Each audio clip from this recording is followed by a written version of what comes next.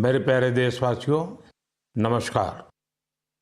आज पूरा देश आतंकवाद के खिलाफ एकजुट है, आक्रोश से भरा हुआ है, संकल्पबद्ध है।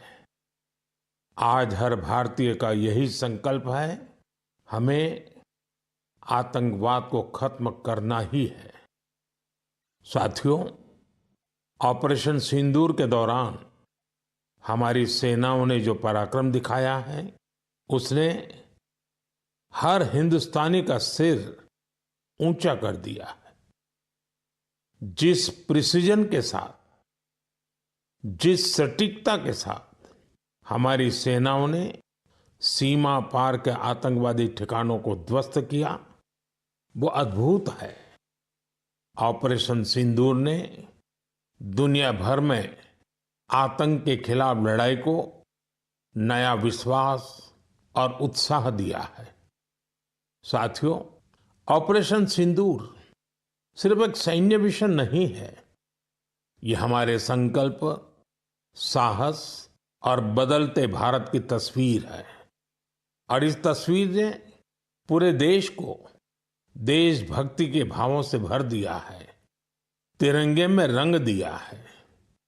आपने देखा होगा, देश के कई शहरों में, गांवों में, छोटे छोटे कस्बों में तिरंगा यात्राएं निकाली गई। हजारों लोग हाथों में तिरंगा लेकर देश की सेना, उसके प्रति वंदन अभिनंदन करने निकल पड़े। कितने ही शहरों में सिविल डिफेंस वॉलंटियर बनने के लिए बड़ी संख्या में युवा एकजुट हो गए। और हमने देखा, चंडीगढ़ के वीडियो तो काफी वायरल हुए थे।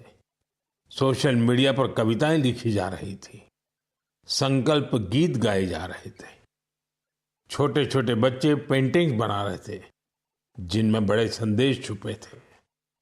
मैं अभी 3 दिन पहले बीकानेर गया था। वहां बच्चों ने मुझे ऐसी ही एक पेंटिंग भेंट की थी। ऑपरेशन सिंदूर ने देश के लोगों को इतना प्रभावित किया है कि कई परिवारों ने इसे अपने जीवन का हिस्सा बना लिया है। बिहार के कटिहार में, यूपी के कुशीनगर में और भी कई शहरों में उस दौरान जन्म लेने वाले बच्चों का नाम सिंदूर रखा गया है। साथियों, हमारे जवानों ने आतंक के अड्डों को तबाह किया।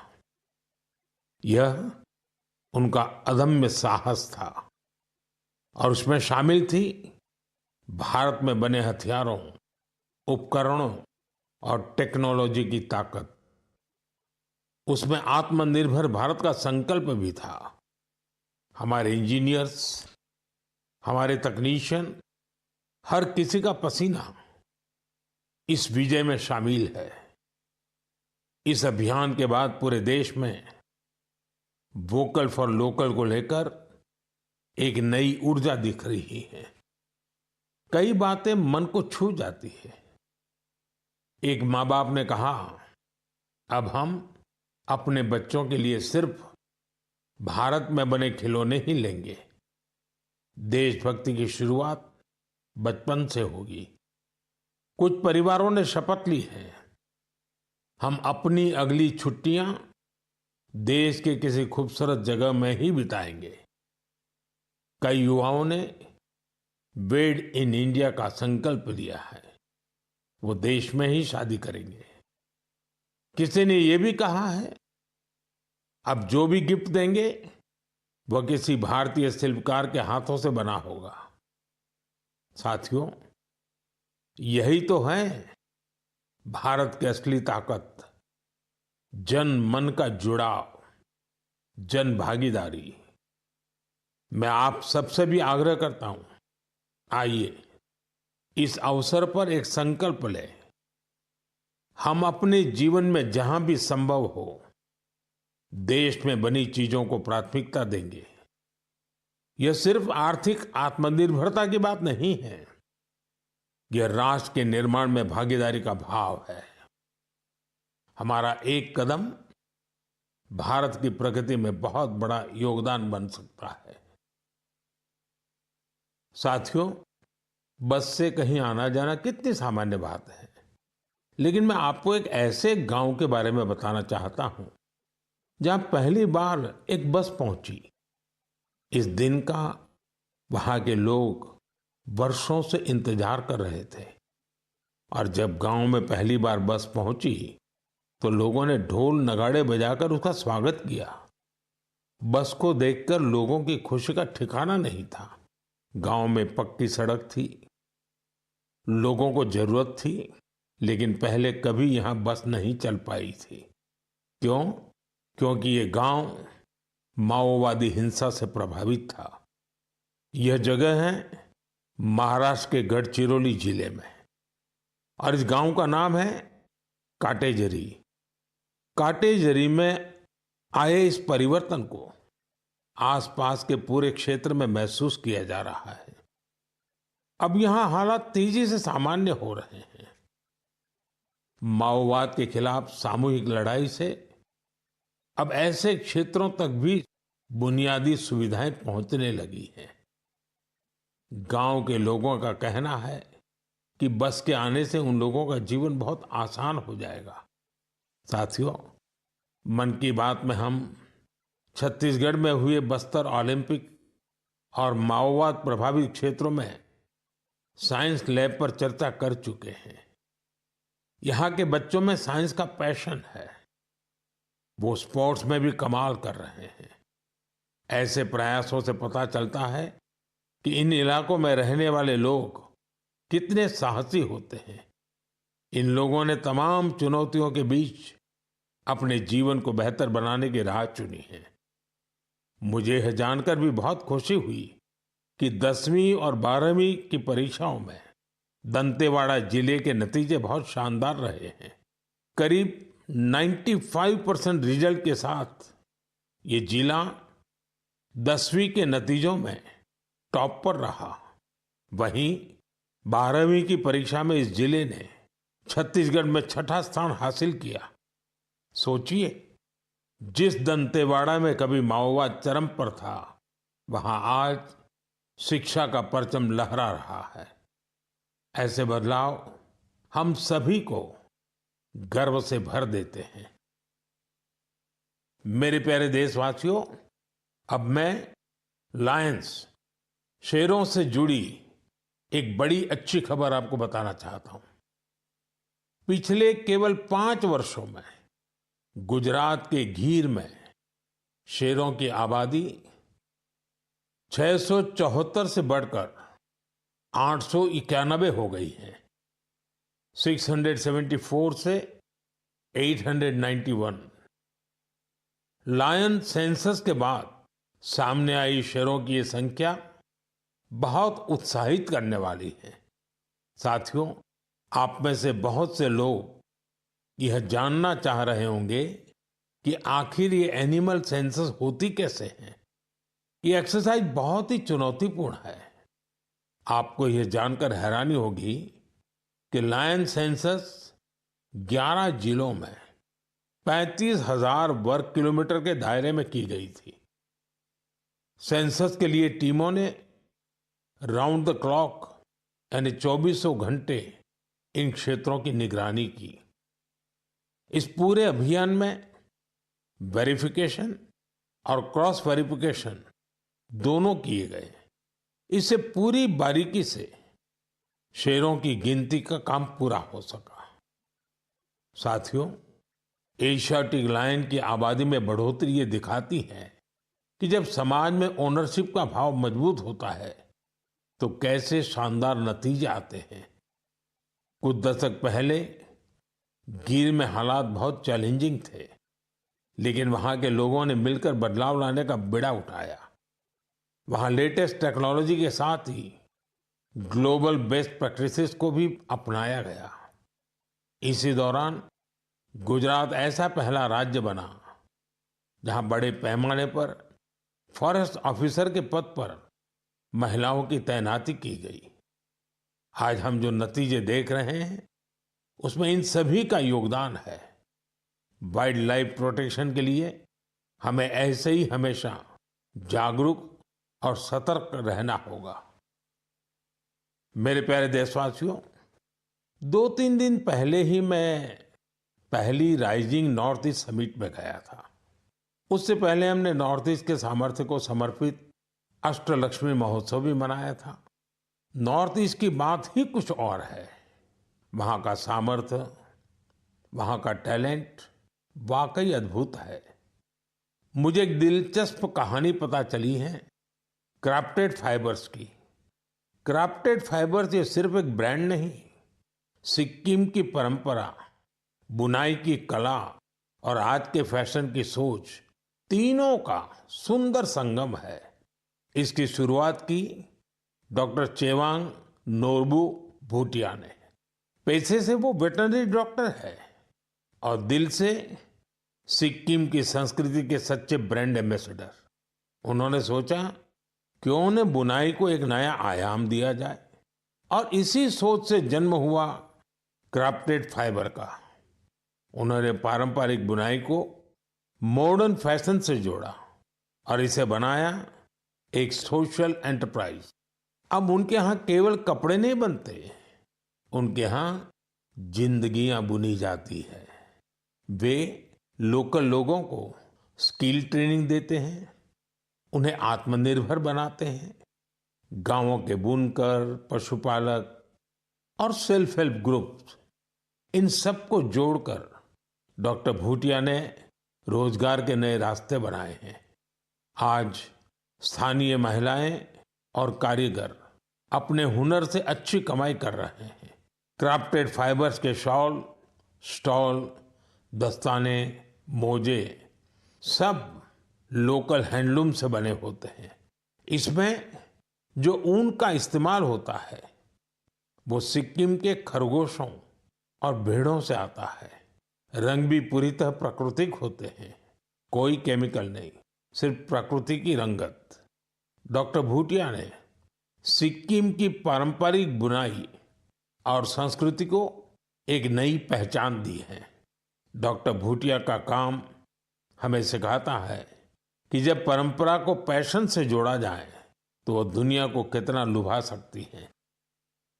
मेरे प्यारे देशवासियों, आज मैं आपको एक ऐसे शानदार व्यक्ति के बारे में बताना चाहता हूं जो एक कलाकार भी हैं और जीती जागती प्रेरणा भी है।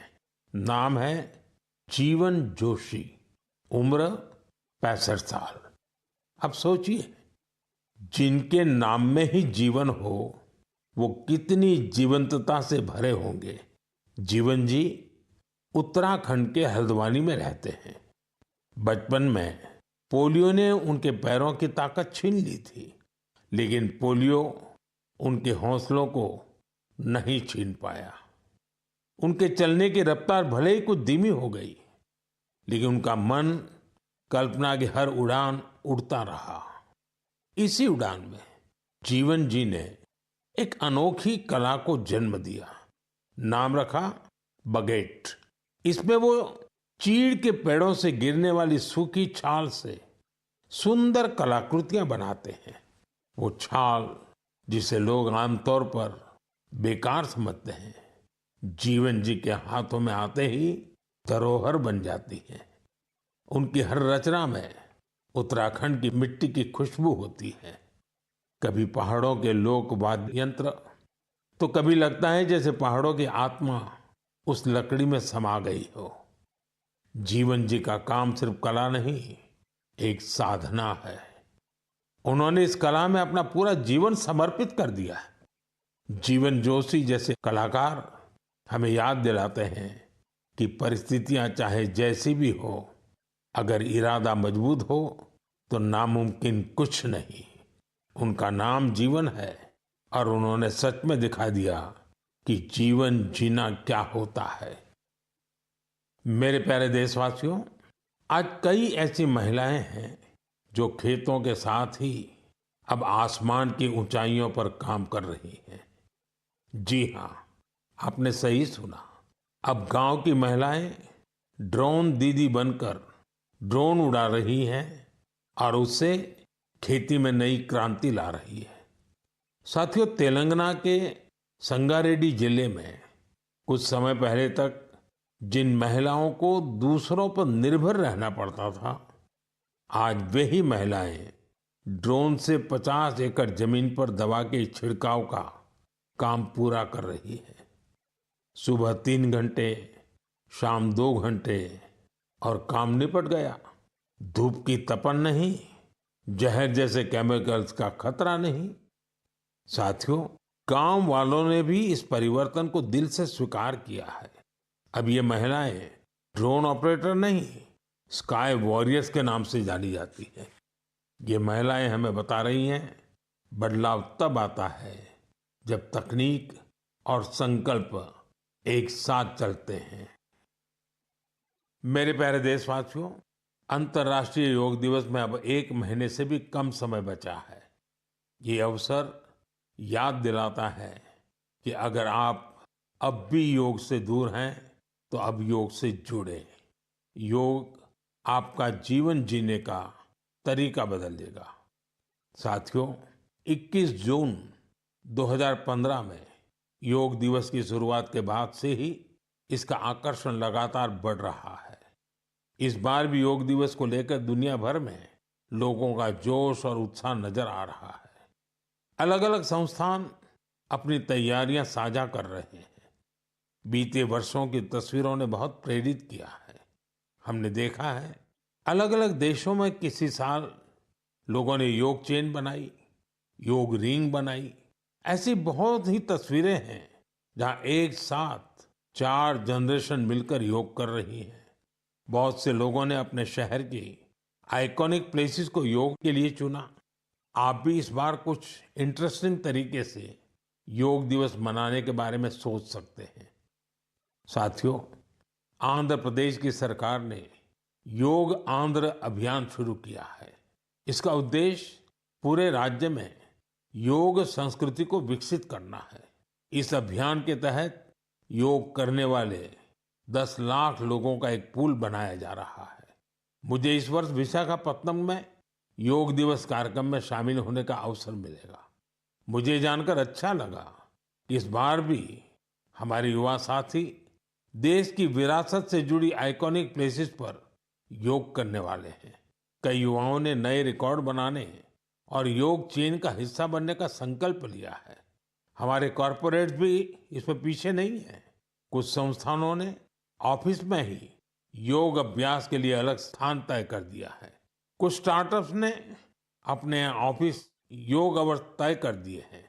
ऐसे भी लोग हैं जो गांवों में जाकर योग सिखाने की तैयारी कर रहे हैं। हेल्थ और फिटनेस को लेकर लोगों की ये जागरूकता मुझे बहुत आनंद देती है। साथियों, योग दिवस के साथ साथ आयुर्वेद के क्षेत्र में भी कुछ ऐसा हुआ है जिसके बारे में जानकर आपको बहुत खुशी होगी। कल ही यानी 24 मई को WHO के डायरेक्टर जनरल और मेरे मित्र तुलसी भाई की मौजूदगी में एक MOU साइन किया गया है। इस एग्रीमेंट के साथ ही international classification of health interventions के तहत एक डेडिकेटेड ट्रेडिशनल मेडिसिन मॉड्यूल पर काम शुरू हो गया है। इस पहल से आयुष को पूरी दुनिया में वैज्ञानिक तरीके से अधिक लोगों तक पहुंचाने में मदद मिलेगी। साथियों, आपने स्कूलों में ब्लैक बोर्ड तो देखा होगा, लेकिन अब कुछ स्कूलों में शुगर बोर्ड भी लगाया जा रहा है। ब्लैक बोर्ड नहीं, शुगर बोर्ड। CBSE की इस अनोखी पहल का उद्देश्य है बच्चों को उनके शुगर इंटेक के प्रति जागरूक करना। कितनी चीनी लेनी चाहिए और कितनी चीनी खाई जा रही है, ये जानकर बच्चे खुद से ही हेल्दी विकल्प चुनने लगे हैं।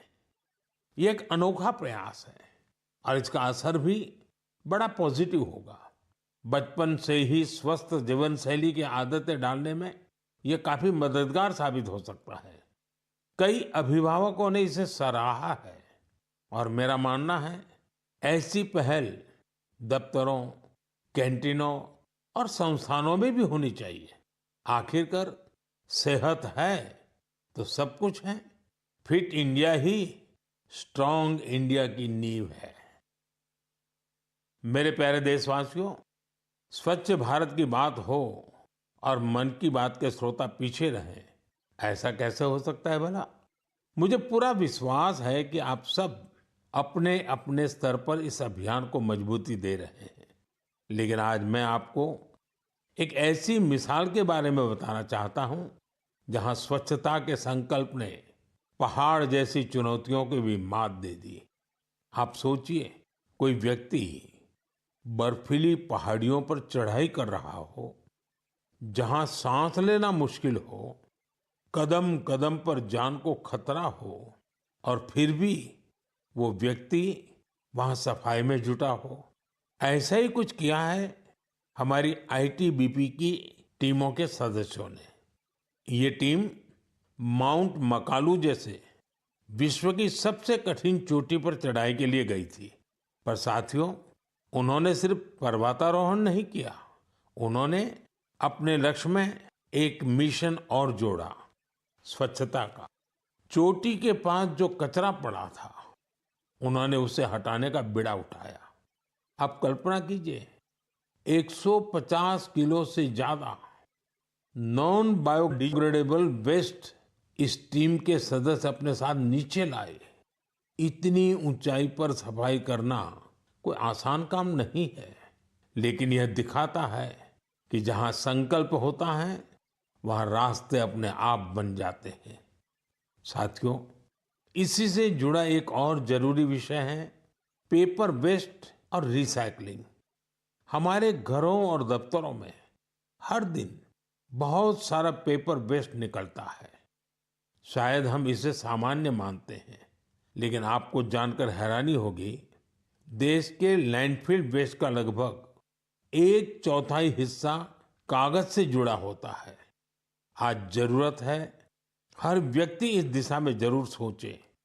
मुझे जानकर अच्छा लगा कि भारत के कई स्टार्टअप्स इस सेक्टर में शानदार काम कर रहे हैं। विशाखापत्तनम, गुरुग्राम, ऐसे कई शहरों में कई स्टार्टअप पेपर रिसाइकलिंग के इनोवेटिव तरीके अपना रहे हैं। कोई रिसाइकल पेपर से पैकेजिंग बोर्ड बना रहा है, कोई डिजिटल तरीकों से न्यूज़पेपर रिसाइकलिंग को आसान बना रहा है। जालना जैसे शहरों में कुछ स्टार्टअप 100% रिसाइकल्ड मटेरियल से पैकेजिंग रोल और पेपर कोर बना रहे हैं। आप ये भी जानकर प्रेरित होंगे, 1 टन कागज की रिसाइकलिंग से 17 पेड़ कटने से बचते हैं और हजारों लीटर पानी की बचत होती है। अब सोचिए, जब पर्वतारोही इतने कठिन हालत में कचरा वापस ला सकते हैं, तो हमें भी अपने घर या दफ्तर में पेपर को अलग करके रिसाइकलिंग में अपना योगदान जरूर देना चाहिए। जब देश का हर नागरिक ये सोचेगा कि देश के लिए मैं क्या बेहतर कर सकता हूं, तभी मिलकर हम बड़ा परिवर्तन ला सकते हैं। साथियों, बीते दिनों खेलो इंडिया गेम्स की बड़ी धूम रही। खेलो इंडिया के दौरान बिहार के 5 शहरों ने मेजबानी की थी। वहां अलग अलग कैटेगरी के मैच हुए थे। पूरे भारत से वहां पहुंचे एथलीट्स की संख्या 5,000 से भी ज्यादा थी। इन एथलीट्स ने बिहार की स्पोर्टिंग स्पिरिट की, बिहार के लोगों से मिली आत्मीयता की बड़ी तारीफ की है। साथियों, बिहार की धरती बहुत खास है। इस आयोजन में यहाँ कई यूनिक चीजें हुई हैं। खेलो इंडिया यूथ गेम्स का ये पहला आयोजन था जो ओलंपिक चैनल के जरिए दुनिया भर में पहुंचा। पूरे विश्व के लोगों ने हमारे युवा खिलाड़ियों की प्रतिभा को देखा और सराहा। मैं सभी पदक विजेताओं, विशेषकर टॉप के 3 विनर्स महाराष्ट्र, हरियाणा और राजस्थान को बधाई देता हूं। साथियों, इस बार खेलो इंडिया में कुल 26 रिकॉर्ड बने। वेट लिफ्टिंग स्पर्धाओं में महाराष्ट्र की अस्मिता धोने, ओडिशा के हर्षवर्धन साहू और उत्तर प्रदेश के तुषार चौधरी के शानदार प्रदर्शन ने सबका दिल जीत लिया। वहीं महाराष्ट्र के साईराज परदेशी ने तो 3 रिकॉर्ड बना डाले। एथलेटिक्स में उत्तर प्रदेश के कादिर खान और शेख जिशान और राजस्थान के हंसराज ने शानदार प्रदर्शन किया। इस बार बिहार ने भी 36 मेडल्स अपने नाम किए। साथियों, जो खेलता है वही खिलता है, यंग स्पोर्टिंग टैलेंट के लिए टूर्नामेंट बहुत मायने रखता है। इस तरह के आयोजन भारतीय खेलों के भविष्य को और संवारने वाले हैं। मेरे प्यारे देशवासियों, 20 मई को वर्ल्ड बी डे मनाया गया। यानी एक ऐसा दिन जो हमें याद दिलाता है कि शहद सिर्फ मिठास नहीं, बल्कि सेहत, स्वरोजगार और आत्मनिर्भरता की मिसाल भी है। पिछले 11 वर्षों में मधुमक्खी पालन में भारत में एक स्वीट रिवॉल्यूशन हुआ है। आज से 10-11 साल पहले भारत में शहद उत्पादन एक साल में करीब 70-75 हजार मैट्रिक टन होता था। आज ये बढ़कर करीब करीब 1.25 लाख मैट्रिक टन के आसपास हो गया है। यानी शहद उत्पादन में करीब 60% की बढ़ोतरी हुई है। हम हनी प्रोडक्शन और एक्सपोर्ट में दुनिया के अग्रणी देशों में आ चुके हैं। साथियों, इस पॉजिटिव इम्पैक्ट में राष्ट्रीय मधुमक्खी पालन और शहद मिशन की बड़ी भूमिका है। इसके तहत मधुमक्खी पालन से जुड़े हजारों किसानों को ट्रेनिंग दी गई, उपकरण दिए गए और बाजार तक उनकी सीधी पहुंच बनाई गई। साथियों, ये बदलाव सिर्फ आंकड़ों में नहीं दिखता, ये गांव की जमीन पर भी साफ नजर आता है। छत्तीसगढ़ के कोरिया जिले का एक उदाहरण है। यहाँ आदिवासी किसानों ने सोन हनी नाम से एक शुद्ध जैविक शहद ब्रांड बनाया है। आज वह शहद जैम समेत अनेक ऑनलाइन पोर्टल पर बिक रहा है। यानी गांव की मेहनत अब ग्लोबल हो रही है। इसी तरह उत्तर प्रदेश, गुजरात, जम्मू कश्मीर, पश्चिम बंगाल और अरुणाचल प्रदेश में हजारों महिलाएं और युवा अब हनी उद्यमी बन चुके हैं। साथियों, और अब शहद की केवल मात्रा नहीं, उसकी शुद्धता पर भी काम हो रहा है। कुछ स्टार्टअप अब एआई और डिजिटल टेक्नोलॉजी से शहद की गुणवत्ता को प्रमाणित कर रहे हैं। आप अगली बार जब भी शहद खरीदें तो इन हनी उद्यमियों द्वारा बनाए गए शहद को जरूर आजमाएं। कोशिश करें कि किसी लोकल किसान से, किसी महिला उद्यमी से भी शहद खरीदें, क्योंकि उस हर बूंद में स्वाद ही नहीं, भारत की मेहनत और उम्मीदें घुली होती हैं। शहद की ये मिठास आत्मनिर्भर भारत का स्वाद है। साथियों, जब हम शहद से जुड़े देशों के प्रयासों की बात कर रहे हैं, तो मैं आपको एक और पहल के बारे में बताना चाहता हूँ। ये हमें याद दिलाती है कि हनी बीज की सुरक्षा सिर्फ पर्यावरण की नहीं, हमारी खेती और फ्यूचर जनरेशन की भी जिम्मेदारी है। ये उदाहरण है पुणे शहर का, जहाँ एक हाउसिंग सोसाइटी में मधुमक्खियों का एक छत्ता हटाया गया। शायद सुरक्षा के कारण या डर की वजह से, लेकिन इस घटना ने किसी को कुछ सोचने पर मजबूर कर दिया।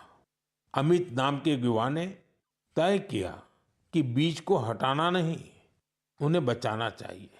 उन्होंने खुद सीखा, मधुमक्खियों पर सर्च की और दूसरों को भी जोड़ना शुरू किया।